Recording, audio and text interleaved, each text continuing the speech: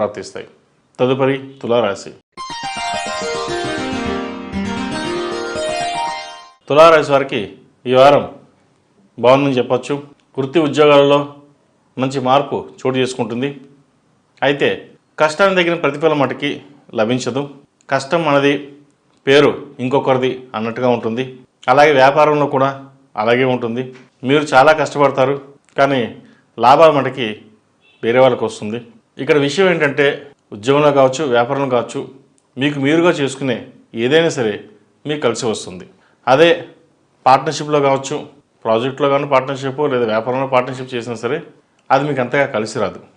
కాబట్టి విషయాన్ని గ్రహించి ఏదైనా సరే మీకు మీరుగా చేసుకోవడం అనేది చెప్పదగినది.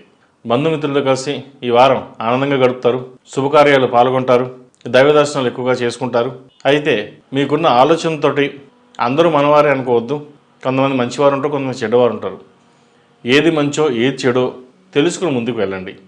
తద్వారా మంచి ఫలితాలు సంప్రాప్తిస్తాయి. ఆరోగ్యపరంగా బాగుంటుంది. చిన్న చిన్న ఆరోగ్య సమస్యలున్నా అవేమి ఇబ్బంది పెట్టవు. వ్యాపారపరంగా క్షేత్రస్థాయిలో ఈ వారం బాగుందని చెప్పచ్చు. గత కొన్ని వారాల కంటే ఈ వారం ఇంకొంచెం బాగుంటుంది. రొటేషన్స్ బాగుంటాయి. వచ్చిన ధనం కంటే ఖర్చు అధికంగా ఉంటుంది. వాటిని నియంత్రించండి, లేకపోతే అధిక ఖర్చు సూచన కనిపిస్తుంది. జీవిత భాగస్వామితో స్వల్ప భేదాభిప్రాయాలు వచ్చే అవకాశం ఉంది. అలాగే ఆరోగ్యం పట్ల కొన్ని జాగ్రత్తలు కూడా తీసుకోవాలి. జలుబు సంబంధించింది, బ్యాక్ పెయిన్ సంబంధించింది, వెన్నునొప్పి సంబంధించింది, గ్యాస్ట్రిక్ సంబంధించింది ఇబ్బంది పెట్టే సూచనలు కనిపిస్తున్నాయి. కాబట్టి ఆరోగ్య విషయంలో కొంత జాగ్రత్తలు తీసుకోండి. విద్యార్థులకు కాలం అనుకూలంగా ఉంది. విదేశీ వ్యవహారాలు వీరు కలిసి వస్తాయి. విదేశాలకు వెళ్ళాలనుకునే వారికి ఈ వారం ప్రయత్నాలు చేయవచ్చు. వీసా, పాస్పోర్ట్ వచ్చే అవకాశాలు లభిస్తున్నాయి. ఏది ఏమైనా సరే వీరికున్న జ్ఞానం అపారం. వాటిని సరైన మార్గంలో పెట్టగలిగితే మంచి ఫలితాలు అందుకుంటారు. 4 సంవత్సరాలు చదివితే 40 సంవత్సరాలు సుఖపడతారు. 4 సంవత్సరాలు సుఖపడితే 40 సంవత్సరాలు కష్టపడతారు.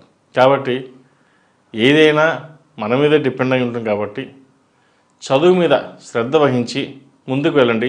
భవిష్యత్తు మంచి ఫలితాలు సాధించగలుగుతారు. ఈ రాశి వారు ప్రతిరోజు ప్రతినిత్యం ఓం నమః శివాయ ఒత్తులతో సోమవారం నాడు, హనుమాన్ ఒత్తులు మంగళవారం నాడు, శనివారం నాడు వెలిగించండి. మంచి ఫలితాలు సంప్రాప్తిస్తాయి. కాలభైరవ రూపుని ధరించండి.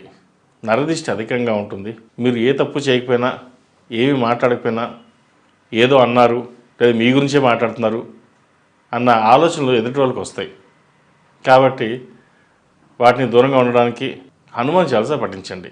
మంచి ఫలితాలు సంప్రాప్తిస్తాయి.